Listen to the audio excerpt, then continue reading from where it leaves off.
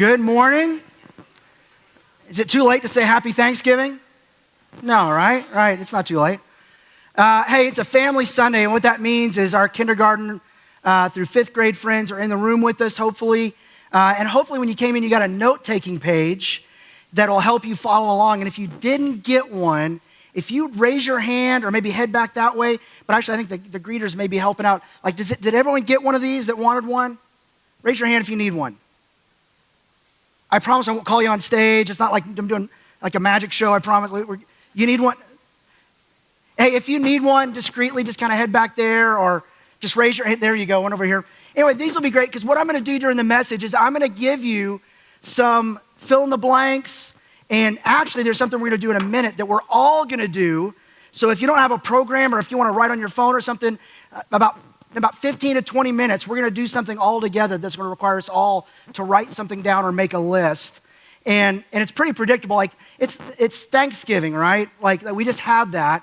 How many of you at your Thanksgiving table ever go around and say, let's all share something we're thankful for? Anyone do that?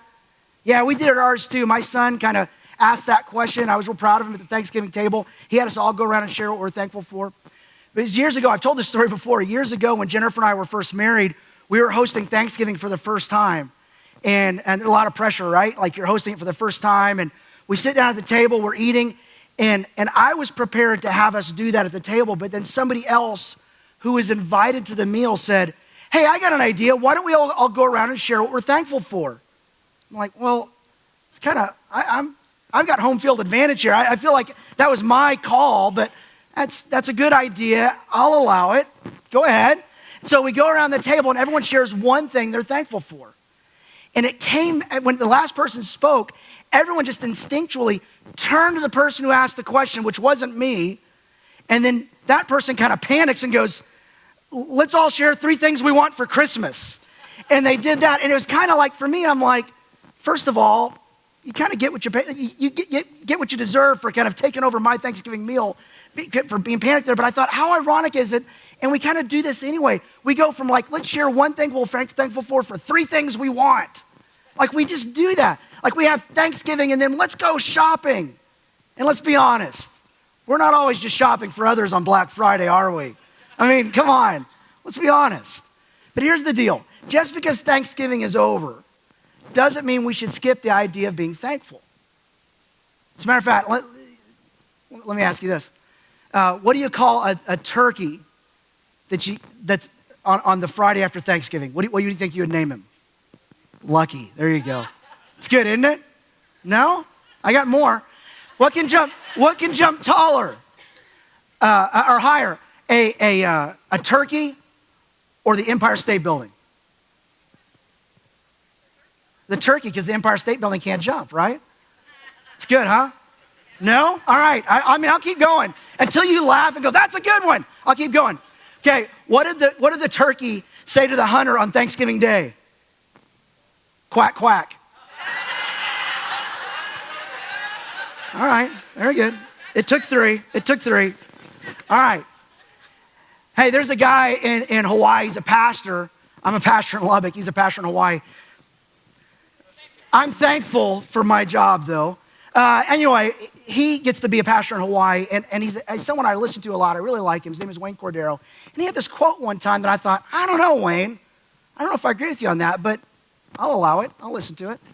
He said, I think that the Lord is more concerned with our being thankful than anything else.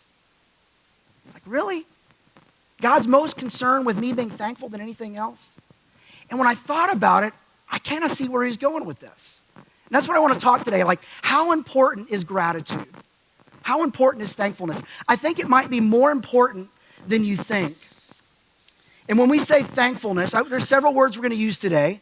Thankful, thankfulness, grateful, gratitude, all kind of the same idea. It's being thankful or grateful to God for what he's given us. And I think God really is concerned with it. As a matter of fact, I think it's an important habit we have in our life. There's a guy named Charles Duhigg who wrote a book called The Power of Habit. Excellent book about the importance of habits and the role they play in our life. And he has this concept called a keystone habit. There are some habits, when you have that habit in your life, it makes a difference in every area of your life. And I would argue that being thankful and grateful is a keystone habit every day of your life. If you have that habit, it impacts your life in more ways than you think.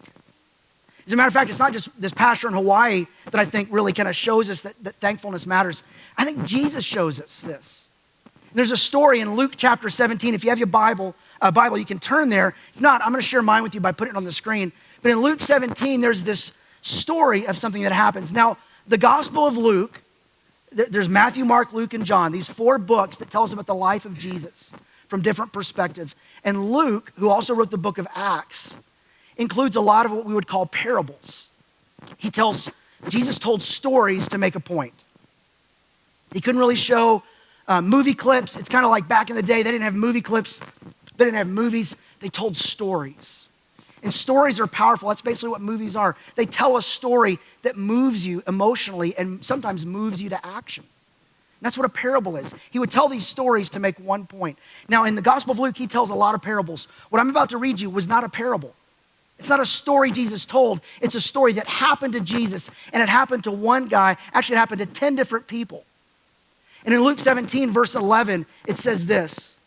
Now, on his way, Jesus' way to Jerusalem, Jesus traveled along the border between Samaria and Galilee. And in Galilee, it was primarily all Jewish people. In Samaria, it was people that had kind of had some were Jewish and some were other cultures, and they'd kind of all been mixed together. And really, the Jewish people kind of looked down on Samaritans. That's why it's shocking when Jesus does tell a parable called the Good Samaritan, because no one expected that to be the hero of that story. But this isn't a parable. This was a real story, and he's traveling right on the border of this very real place. It says, as he was going into a village, 10 people who had leprosy met him. Now, leprosy was a disease at the time. It still exists, I think, in some parts of the world, but it's really not as common today, but it's very common then. And what would happen is it was a condition that would affect your skin and eventually your nervous system. Basically, it's like you would start deteriorating. You just kind of like start decomposing. And anybody that had it, it was highly contagious, and they were usually shunned and put on the outskirts. So these friends who had leprosy, these were probably the only friends they had because no one else could get near them. And so they're calling out. They stood at a distance because no one would get near them. They stood at a distance and they call out in a loud voice, Jesus, Master, have pity on us. They thought maybe Jesus could do something for us.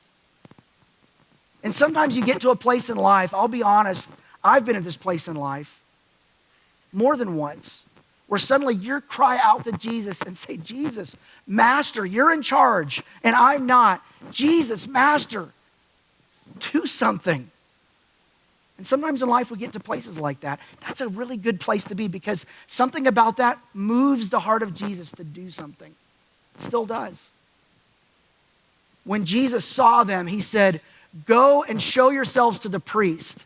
And as they went, they were cleansed. Jesus sees them. He says, hey, tell you what, go to the temple, show yourself to the priest. That's all he tells, that's all the instructions. So they go, okay. And they do it. And as they go, they look down and they're cleansed. They're healed. They're made clean. They're made new. They're made alive. Imagine that their whole lives that they've probably lived with this stigma. They've been on the outcast. They've been battling health problems, and probably there was emotional things that went with it. There were relational things that went with it. Financially, how are they going to provide for themselves? All these challenges. They're desperate, and they call out, Jesus, do something, and he does something.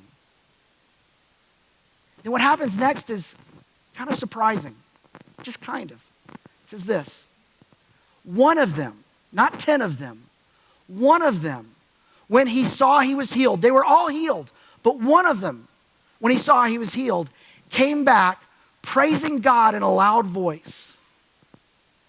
He threw himself at Jesus' feet and he thanked him. He was thankful. He was grateful. And he was a Samaritan. Again, sometimes that's a surprising thing that Luke throws in there to say, this isn't the guy you would expect to be praising God and thanking him. And isn't it interesting that thanking God is linked with worship, with praising God. And isn't it interesting that he didn't come back praising the teacher, praising a good man? He saw that Jesus was the Son of God, not just a man. God did this. Jesus is the Son of God. This is God with us. And he comes back and thanks him. Now what's kind of surprising here is really all 10 were probably thankful, but only one comes back. I think we all struggle with being thankful at times. Not because we don't have a lot to be thankful for, we just don't do it. Jesus notices this. Look at this in the very next verse. Jesus asked, were not all 10 cleansed? Where are the other 9? Has no one returned to give praise to God? And Jesus links being thankful to worshiping God, except this foreigner. Jesus says, okay, let's do the math here. 10 are healed. 1 comes and says thank you. What's going on with this? I bet all 10 were grateful, but only 1 actually comes back and says thank you. And then Jesus replies to him, he said, rise and go, your faith has made you well. It was the faith that made well the other guys because they had to, by faith, go and show themselves to the priests. God healed all of them, but only 1 comes back and says thank you. And Jesus connects the dots. Hey, it was your faith in God that did this. Your little faith in a big God goes a long way. And I bet all 10 were grateful, but why did only 1 come and say thank you? It's something that can happen to us too. God can do something, provide something in your life, and we can miss it. And here's the big thing, and if you're taking notes, on the back side here, there's a fill in the blank about right here that says this. There is a difference between feeling gratitude and expressing gratitude. I bet all 10 felt grateful. There's a difference between feeling gratitude. I bet they all felt it. But only 1 expressed it. Only 1 said something. Only 1 did something. He came back to the person he needed to say thank you to. There's a difference between feeling gratitude and expressing gratitude. William Arthur Ward says this, feeling gratitude and not expressing it is like wrapping up a present and never giving it. Imagine that. You go and you find the perfect gift to give somebody. You wrap it up, you're so excited about it, and you go, you just put it aside. That's what happens when you feel gratitude, but you don't express it and say thank you. So why don't we say thank you? What do you think the problem is? I think there's certain gratitude roadblocks, and it could be different for all of us. But I want you to think about what gets in the way of you being someone with a thankful and grateful heart that expresses it, not just feels it. Here's some potential roadblocks. I've got some listed here. You may have your own. It's not realizing all I've been given. Sometimes when I don't think about how much I have, I don't show gratitude. I don't say thank you. Or I know what I have, but I just take it for granted. I think that's no big deal. But when we realize how much we have, it should move us not just to feel gratitude, but express it. Sometimes we feel entitled. Well, I deserve this. I worked hard. I work hard at school. I work hard at work. Sometimes we have prayers that we're praying and God hasn't done something in one area of our life. And so we withhold gratitude from other areas of our life where he has answered prayers. Or sometimes people don't thank us for what we do for others, and sometimes we just get bitter. Sometimes we're in a challenging life circumstance. Sometimes life is hard. And when life is hard, sometimes our eyes turn inward instead of upward or outward.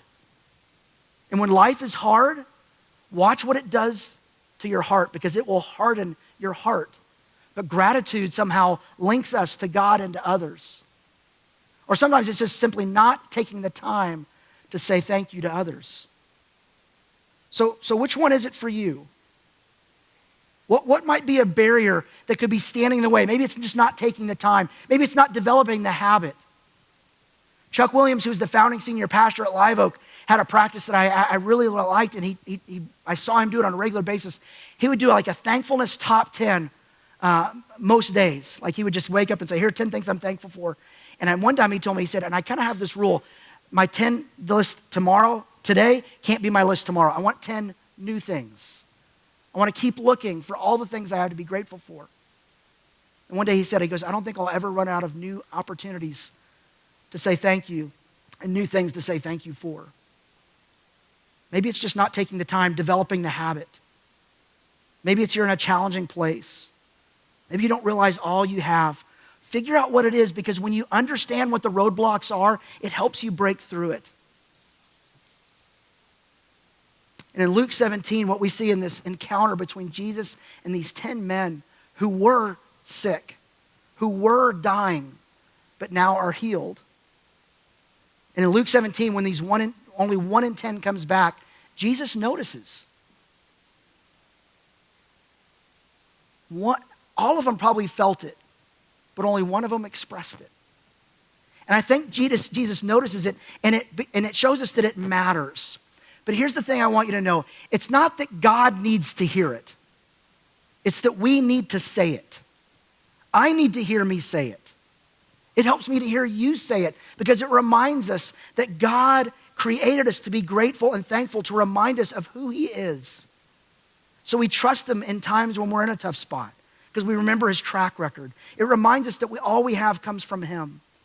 It's really how God created you and designed you. You were designed to be thankful. That's how you were created.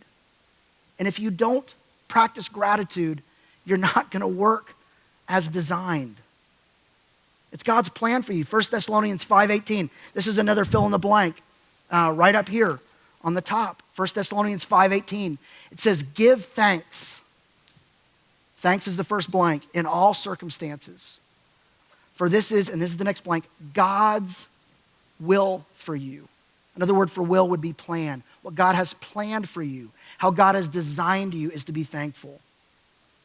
Give thanks in all circumstances, for this is God's will for you in Christ Jesus. That last blank is you.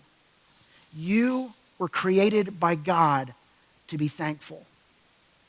Not because he needs to hear it, because if you're not saying it, if you're not feeling it and expressing it, something happens to you, to your heart, to your outlook, your attitude, and your soul. Notice that in this, he doesn't say give thanks for all circumstances. If you're in a bad place in life, call it what it is. But look around, because there's always something to be grateful for. As a matter of fact, your way out of that difficult circumstance that's crushing your soul on the inside might be gratitude. And notice also here, it's God's plan. This is how he designed you. And let me tell you about why this matters, why he created you this way. There's a link between gratitude and several things in our life. This is why it matters. There's a connection between gratitude and contentment. Contentment means I'm thankful for what I have. It's enough. God's given me so much. I'm content. I don't want more. I'm thankful for what I have. Here's what you need to know, all of us, is that right now, well, probably not, it's a Sunday, but there's workaholics in our world. Every week, there are people who sit in offices, they sit in meetings, and they think, how can we get you to want more stuff? So much money is spent. The TV shows you watch, the apps that do commercials and ads that pop up. There are things in your life, people are thinking, how can we get you to want things more? Marketers want to accomplish two things in our lives. And kids, can I tell you that right now they have a lot more conversations about you than me. They want you to want stuff and ask me to buy it for you. They want you to want stuff. There's two things they try to do: to awaken and amplify your desire to consume, your desire for more. They think, how can I get people to want more? And here's what they do. They blur the line between wants and needs. I need it. I need it. I need it. Well, when you have a thankful heart and you're thankful for all you have, you start to realize I have more than enough. You start to travel around the world or watch the news about certain parts of the world, and you realize how much God's already given us. There's something about gratitude that reminds me what I have, and it helps me be content. God, thank you for what I have. I'm going to enjoy what I have. I'm going to appreciate what I have. Well, there's also a connection between gratitude and anxiety. I don't know about you. Some of us struggle with worry. I'll be honest, I struggle with worry. I think a lot about what's next, or what if, or what could be. You could call it fear, worry, anxiety. I've struggled with my whole life. And God's really helped me with it. And I've recognized that really, I think gratitude is a key to battling anxiety and fear. Because when I'm grateful for all God has done in the past, I recognize he's pretty faithful. I can trust him. He's good. He's generous. He's powerful. As a matter of fact, a lot of times when Jesus taught about worry, and he did it in Luke 12 in this very book of the Bible, there's a connection between being thankful for what we have and a lack of worry. When Paul teaches us to worry about nothing and pray about everything, in Philippians 4, verses 6 and 7, it's worry about nothing, pray about everything, and be thankful. There's a connection between being thankful and not having worry, or at least not letting worry overcome you. There's also a connection between gratitude and generosity. Live Oak, you guys have been very generous with Operation Christmas Child Boxes, with serving and providing for the Children's Home of Lubbock Thanksgiving meal, with the Lubbock Impact Hygiene Kits, and so many other ways. The way you guys give through the general budget, through tithes and offerings, the way you guys serve with your time. This is a very generous church, and I'm thankful for that. And I think one of the links for me in my personal life of being generous, and I think it's true for you, is when I am thankful, I tend to be more generous. Because God has been so generous with me, I tend to be more generous with others. There's a connection between gratitude and generosity. I think you can link gratitude and thankfulness to so many areas in your life. And if right now, if there is an area in your life where you're struggling, I would challenge you to think, what if I decided to focus on gratitude as the primary way I'm going to fight this challenge? Whether it be fear, uncertainty in life, whether it be if you're in a real painful spot, whether it's loneliness. Maybe it's some kind of struggle where like you want to do the right thing, but you keep doing the wrong thing. Like whatever it is, like just what if you could just bring this habit into your life of being thankful, because that's what God planned for you. It's his plan for you. It's his will for you. When you do that, I think it could be a tipping point in a lot of your battles, because I really do think it matters. And here's another thing you're filling in here, and it's on the back, right up here. Gratitude is doing an inventory of all God has given me, and it reminds me that it is all his. There's something about gratitude, and it's kind of like doing an inventory. Do you know what an inventory is? Let me ask the kids in the room. If you have a toy or something you have a collection of, if you have more than one of some toy or something you're collecting, give me an example of what that could be. Anybody? Like what's something you have more than one of or a lot of? Pokemon? Did someone say Pokemon something? Cars? Hot Wheels? Dinosaurs? Barbies? Stuffed animals? Man, you thought Noah had animals. Good night. What's that? Rocks? I like it. Future geologist. Socks? I'll allow it. Toys, just toys in general. Here's the thing. If you're going to do an inventory of anything you just meant, an inventory means you gather them all together and you count how much you have. Because our fear is, what if someone comes in and takes one of my toys, right? All of a sudden, that was my stuffed animal. Now it's in brother's room. Oh, those are fighting words, right? Like that's a serious crime for one of my toys to be taken and someone steal it. So you inventory to realize these are all what I have. Like if you're collecting something like cards, like baseball cards or hockey cards, whatever it is, Pokemon cards. Like if you're collecting cards, you do an inventory to see which ones you have and how they're different. There's something about an inventory. This is what I have. It's a list. It's a count of how much I have. Well, gratitude, saying what you're thankful for, is doing an inventory of all God has given me in my life, everything he's given me in my life. And when I see that list, it reminds me, not that it's all mine, that it's all his. God has given me this stuff. He had this stuff and he gave it to me. And he said, I want you to enjoy this for a while. I want you to use it and remember that I provided this for you. And so sometimes that little action we do around a Thanksgiving table of making a list of what you're thankful for goes a long way. Well, whether you did or didn't do it at Thanksgiving, we're about to do it right now. We're going to take 60 seconds. And kids, it's on your page, 60 seconds of thankfulness.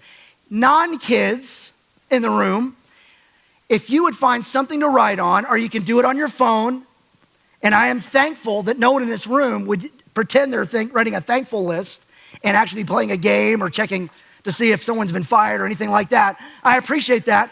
If you would find a way to make a list, if you've got to do it in your head, that's fine. I would challenge you to write it down.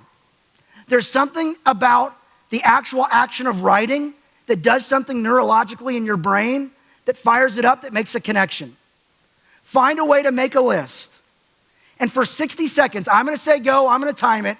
You're going to write a list of what you're thankful for in these three things. Who God is loving, there's one. God provides, there's two. You get the idea. For people's names in your life that you're thankful for, or stuff that you're thankful for. And we're going to see how long of a list we can make. And kids, I'll tell you this. If you participate in this and make a list, I would love to see your list when this is done. I would love to see it afterwards and see all that God's done for you, how he's provided for you, and what you're thankful for. I would love to see that. Adults, I'd look at yours too, but anyway. 60 seconds, are we ready? Would you please at least act like you're going to write if you're not going to write? Someone pretend like you're writing stuff. Just humor the pastor. You're in church, and I'm thankful that you're going to do that. All right, here we go. On your mark, get set, go.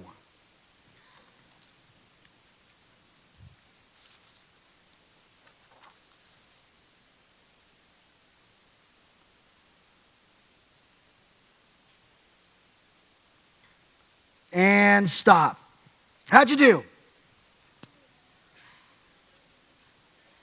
Pretty good list? Okay, here's the thing I want you to know about the list. Look at your list for a minute. Look at all the things on there. Here's what I want you to know about this list. When you do this kind of list, an inventory is kind of like a list of all that God's given you. It reminds us that all of this is stuff that God gave you. He provided this for you. He's been very good to you. He's been generous to you.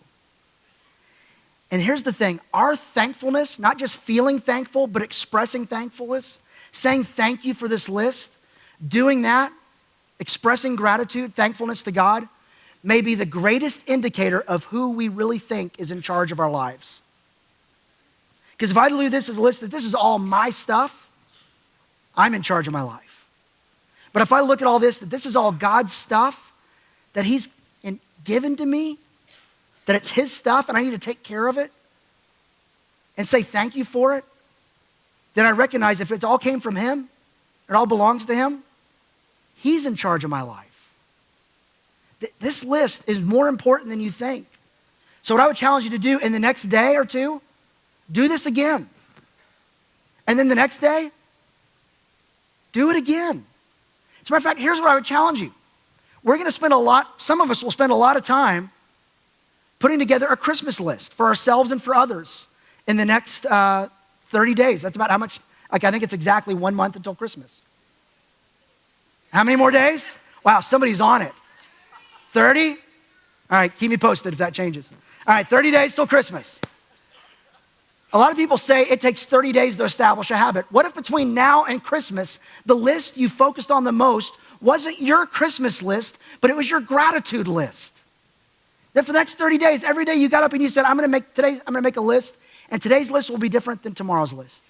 I'm gonna think of everything I can make a list of everything I'm thankful for about God, who he is, what he's done for me. And I'm gonna make a list of all the people in my life. Well, I should have added this caveat. Pets count as people. My dog made my list. Bailey is on my list. Dogs count as people. The pastor said it. Cats, we'll let you know. No, cats are on the list. And after that, I draw a hard line. I don't know about fish and stuff like that. You'll have to convince me. But whatever it is, if it's got a heartbeat and it means something to you, put it on the list. Stuff Include jobs. Here's what I would challenge you. Like, for those who are like, you're dreading going back to school tomorrow, what if you showed up to school tomorrow and said, I'm thankful that I get to go to school? Because there are parts of the world where kids don't get to go to school. And if you don't go to school, there's so many things you miss out on. It's not just the ability to get a job. That's a big indicator. But there's so many things that going to school does for us. Teachers and administrators, coaches and counselors are partnering with God to help you grow into the person God created you to be. And I was the same way. I didn't like going to school, but when I stop and think, and the older I got, the more I kind of wanted to go to school. As a matter of fact, I chose to go back and get my college degree and a master's degree because I realized this is helping me be who God made me to be. Thankfulness was a key for me unlocking that. When you make a list of all you have, it reminds you it's all His, and your expressing of gratitude may be the biggest indicator of who we think really is in charge. Well, 1 Thessalonians 5:18, that's our key verse today. I encourage you to memorize it. Give thanks in all circumstances, for this is God's will, His plan for you in Christ Jesus. And remember, there's a difference between feeling gratitude and expressing gratitude. And one of the ways you can express this isn't just saying thanks to God, and this is also on your note-taking page. Right over here, there's a big circle. Make a list of the people in your life that you need to say thank you to. Wouldn't it be awesome if tomorrow kids going back to school, the first thing when you see your teacher is, hey, Thanksgiving may be behind us, but I want you to know I'm thankful for you. Thank you for leading our class. They would be so honored to hear that, I bet.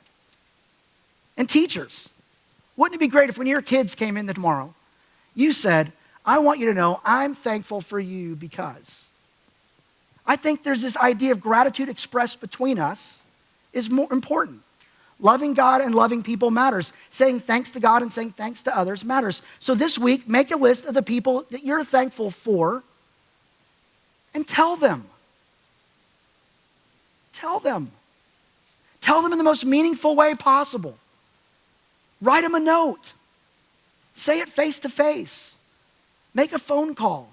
Send a text. Whatever you think would connect with them and be the most meaningful to them might be the best way to say thank you to them.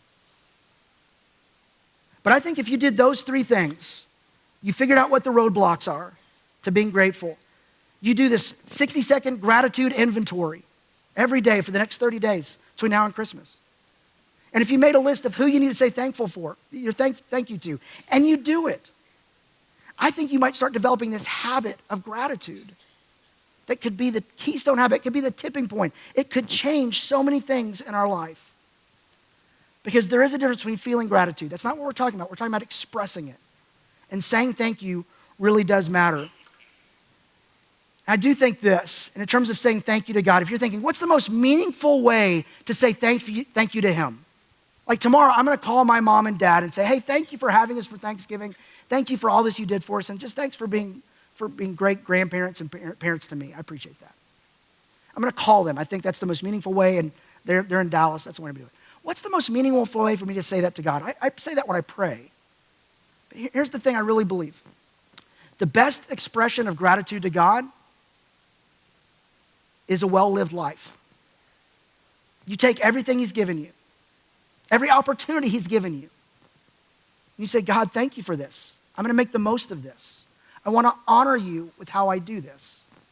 I think that is the best way to say thank you to God. Express it, say thanks, but then live life well.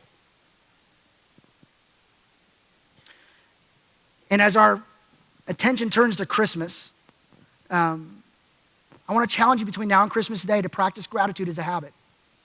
Every day, just make a list. Don't just feel it, say it. And remember, it's all His. We're starting a new series next week called Christmas Interrupted. And Christmas is a season of interruptions.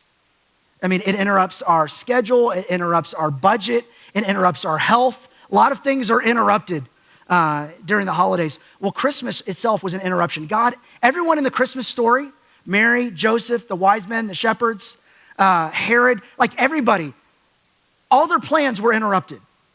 And how we respond to interruptions is a great opportunity to build a big faith. We're going to start talking about that next week as we talk about Christmas Interrupted. But the only person whose plans were not interrupted in the Christmas story was Jesus. He's this great interruption that when he gets in the middle of the story, it changes everything for the better. So we're going to talk about that starting next week. Hey, let's stand for closing prayer.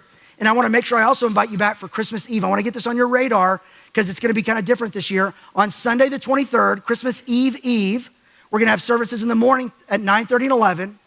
That'll be identical as our Christmas Eve services at 3:45 on 5 on Christmas Eve itself. They'll all be candlelight services. I'll be at all 4. I would invite you to be at 1 and choose to invite somebody to go with you. It's one of the times of the year people are most open to attend a church service is Christmas Eve, even more than Easter. So I encourage you to leverage that for inviting your friends or family to be part of that. Make sense? Yes. You gonna do that? Yes. Thank you, both of you. Let's pray. God, thanks that you love us. There's so much we have to be thankful for, and sometimes it's helpful to shift from being thankful for the stuff you give us to focus on being thankful for who you are. You're good, you're loving, you're forgiving, you're fair, you're just. You make things right, you show mercy, you comfort us. And I especially am thankful for all those in the room that I know that are going through a season where they've lost someone they cared about in this last year, and holidays make it hard. God, we're thankful for those that aren't with us this holidays, we're thankful for the time you gave us with them. And I pray you would be the God of all comfort to all those who are going through a season of loss. Or they're grieving maybe not someone, but something. Something's been lost. And God, in that moment and in other challenging situations, gratitude is so important of saying thank you to you and to others. So I pray you'd get to help us develop grateful hearts and keep us reminded that it's all yours and you're very generous. And we are grateful. It's in Jesus' name I pray. Amen. Kids, if you'd like to show me your thankfulness list, I'd love to see it. I'll be down at the front. Thanks for being here.